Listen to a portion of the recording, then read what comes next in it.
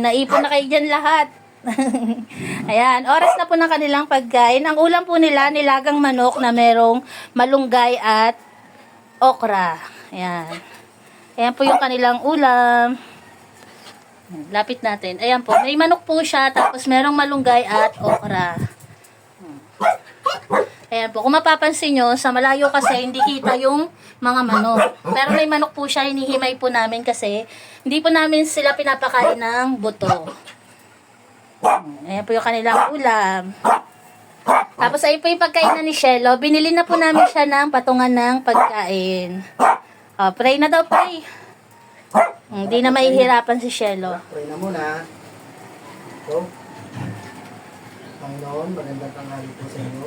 Muli po namin pinagpapasalamat at pagkain na pinagpapasalamat po sa amin sa mga sagamit.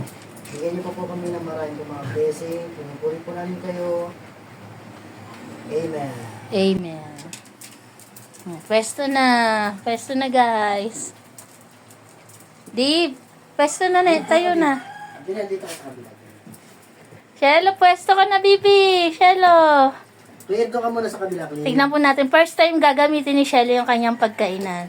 Tignan po natin kung alam niya. Ginalali ka dito. Dito ka pala dito. Sa nagsasabi po na bakit ang bagal magpakain, syempre po 23 po sila, hindi ganun kabilis mag-ahin ng kanilang pagkain. Tapos ginagawa po namin to na matuto sila na sabay-sabay kumain kasi mas nakakabuti po sa kanila to yung sabay-sabay silang kumain kaysa mayroon kaming aabutan na mauuna ng kumain. Kasi pag sabay-sabay po, mas natututo po sila makapaghintay, tapos mas maayos ang kanilang pagkain. Kumbaga po, lahat sila pantay-pantay na nakakakain. Walang nakakalamang ganun.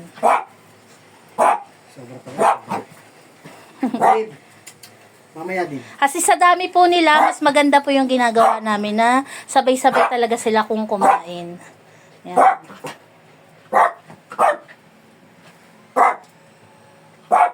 Tulad po niya, no?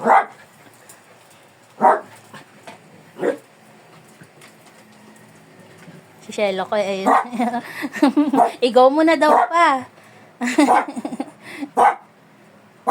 Kain ka! Kain na!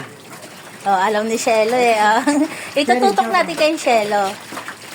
Kasi ayan tingnan niyo naman po, hindi na siya hirap kung kumain. Tingnan na sa lawakan.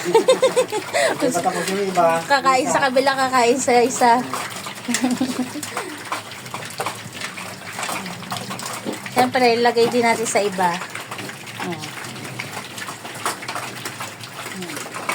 Tignan nyo naman po, sanay na sanay sila, kahit magkakatabing ganyan, walang angilan, walang awayan, walang agawan. Ayan po yung naging bunga ng ginagawa namin. Matagal man sila mag-start kumain, at least ganyan po sila kadisiplinado. Walang agawan. Ayan.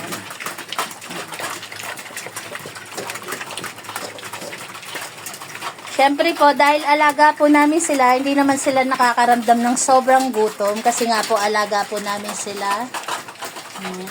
Nakakain po sila ng tama.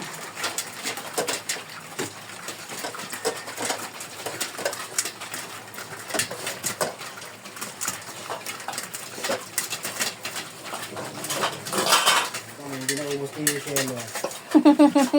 Ayan, bigla tuloy hindi naubos ni Shelo. Sa sobra pong busog niya. Ganyan po yan pag maraming nadudukot, di niya talaga nauubos yung pagkain niya. O kaya baka naparami pa yung lagay mo kasi 2 tasa eh.